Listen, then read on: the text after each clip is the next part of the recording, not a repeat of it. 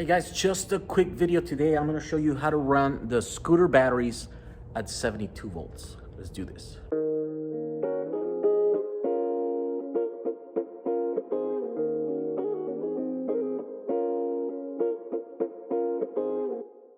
As you might know, these are 10S 36 volt scooter battery packs, right? That we have figured out how to use through using one of these guys, right? This is just an Arduino with the DC to DC. It sends a right signal to wake them up, and we're using them for all kinds of stuff. There's several reasons why you might want to run this at 72 volts, and we've gotten quite a few requests. One reason is you want to run like an e-bike at 72 volts. You just use two of these. Another one of those reasons is that a lot of you guys are using these to serve as an additional battery or a booster pack, right? Battery pack for your Bluetti AC200, right? And I've shown videos how to do it. All you need is one of these little dongles. But there's been a few of you guys, maybe like 2 or 3, that have been experiencing a thing where the Bluetti wants more than the 40 volts that this battery can put out, right? And so the MPPT charger, solar charger, requires a higher voltage on your version of the Bluetti. This is kind of weird, but I guess there are some of these that are set up that way, that the MPPT wants higher voltage. And so, they're asking us what they can do if the batteries are bad, if the dongle's bad, and it's not. I mean, if the battery's on, it's on, and it's putting out the voltage that it needs to. It works for most of them, but there's a small number, like I said, that they haven't. So the fix for that is to run them in series, right? And put in 72 volts. This goes all the way up to, accepts all the way up to 150 volts. So doing this is perfectly safe. So how do you do that, right? Well, you are gonna need 2 dongles. Those are available in different versions. The one with the 1 connector for use with 1 battery, 2, and then we also have one that has 4 connectors, right? So today, to demonstrate here, I'm gonna use 2 of these 4, right? And by the way, you can get one of these with 4 connectors and only use it with 1 battery or 2. You don't have to use all these connectors. They're just in parallel connected in there, right? So, okay, so let's connect this dongle. They screw on there so they don't come off. The light should come on. Some versions, the later versions of these dongles, they have a little light on the RX or the TX should be blinking every about 5 seconds. The earlier versions did not have that, so you're not gonna see it, right? This one is the kind that doesn't blink. It's just a single light that's on. So now you have 2 of these, and these are 36 volts each. Now, what you have to do is buy this cable. This is available on Amazon, right? The product on Amazon comes with a couple of extra connectors that you're not gonna need, but you're always free to keep them around and use them for later projects. So these connectors right here, right? Keep those around. Oh, look at that. And it's a male and a female. You've just entered the DIY world, right? By doing this. So that means that you might use this in the future. So here we go. These 2 are inputs, and then this is the output. So you just connect this one here, and then you connect that one there. Yeah, you can't get it wrong because the connectors, you can't connect it wrong. So then here's the cable for the Bluetti. Okay, so now we just connected the Bluetti. Now let's look it up here. So there we go. The Bluetti is charging now at 700 watts, and that is the maximum charging that this unit can achieve. So that's a byproduct also of doing this 72 volts, right?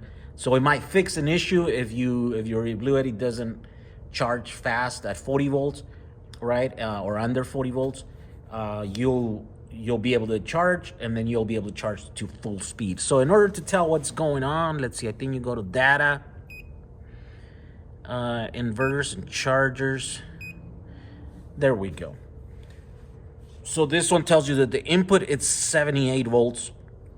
Input current is 9 volts, right? And then input power is 700. And it's normal for it to vary a bit because it's an MPPT. It's supposed to be searching for the best possible load to load solar panels, right? But in this case, because we don't have solar panels, you have batteries, then, you know, you can load them up to like 25 amps, and these batteries will happily push power. No problem. So there we go. Here, it's gonna keep track. It's gonna tell you, you know, how much energy has gone. It even calculates how many carbon dioxide emissions you're saving by running this thing, right?